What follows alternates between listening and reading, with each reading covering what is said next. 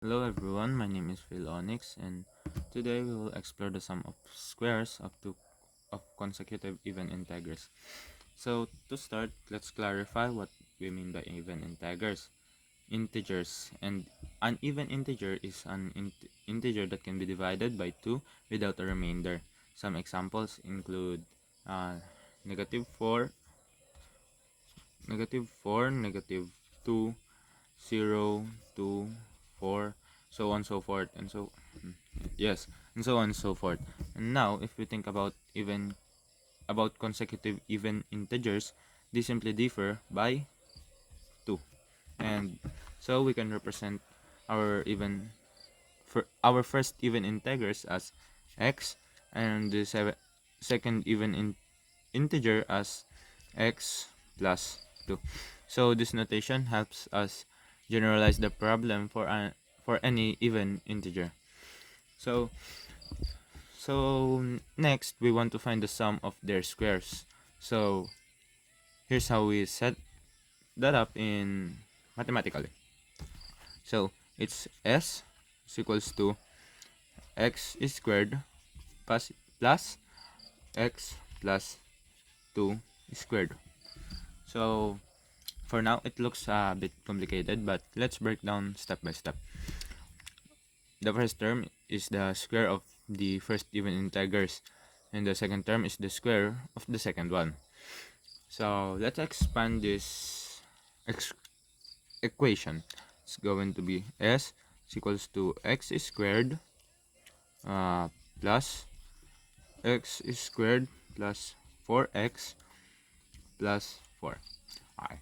So if we combine like terms, we can simplify this further as s x squared is equals to x squared plus x squared plus 4x plus 4 is equals to 2x squared plus 4x sorry 4x plus 4.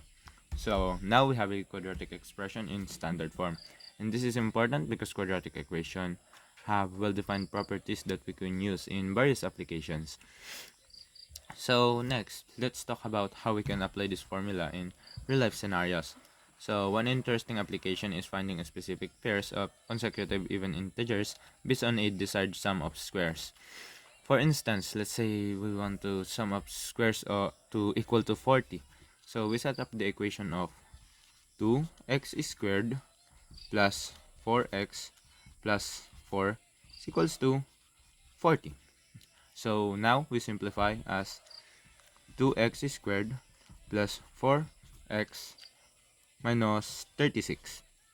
So how did we get this 36? So we just need to uh, transfer 40 here, and we will get a negative 40, so it will be negative minus 36 and equals to 0. So dividing everything in by 2 gives us x squared plus 2x minus 18 is equals to 0. And now this is a standard quadratic equation which we can solve using the quadratic formula. Okay, that's good. So the quadratic formula is x is equals to negative b, positive or negative, the square root of b squared minus 4ac all over 2a. And substituting our values, it gives us x is equals to negative 2, positive or negative, the square root of 4 plus 72 over 2. So it's going to be negative 2. So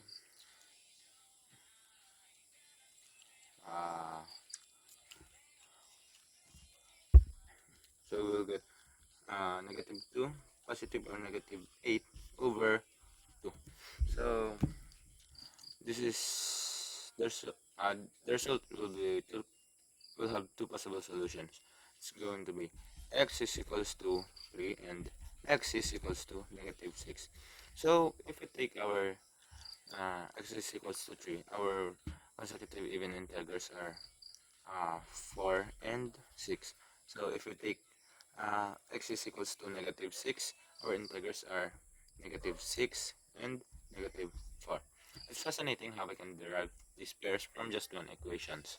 Now let's delve a bit deeper into our quadratic equation of s is equals to 2x squared plus 4x plus 4. So one interesting aspect of quadratics is their graphical representation. They form a parabola or a curve. The vertex of this parabola can tell us about the minimum or maximum value of the sum of squares, and the vertex can be found using the formula of x is equals to negative b to a, and in our case it's going to be x is equals to 4, 2 times 2 because of a, and it will be equals to negative 4 over 4, which is equals to negative 1.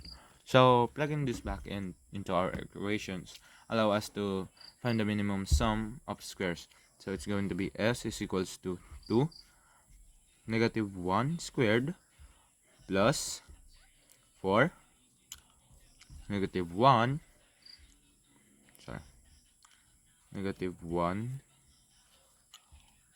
plus 4 is equals to 2 minus 4 plus 4 is equals to 2.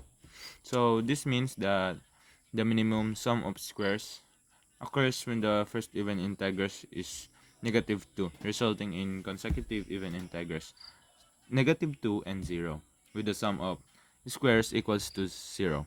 So understanding these concepts can be applied in various real-world scenarios. So from optimizing areas in design to financial modeling, knowing how to manipulate quadratic equations give you powerful tools for problem solving. So for now, because we are in junior high school, we wouldn't be able to use this much on our real-world implications because we do not have a job yet to uh, support our quadratic equations.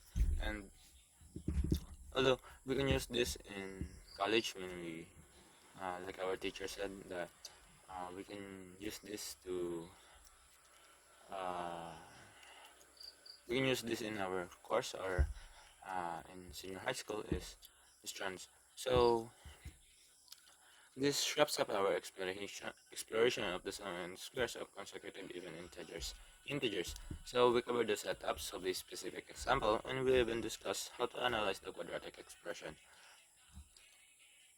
So, so that's it. Thank you.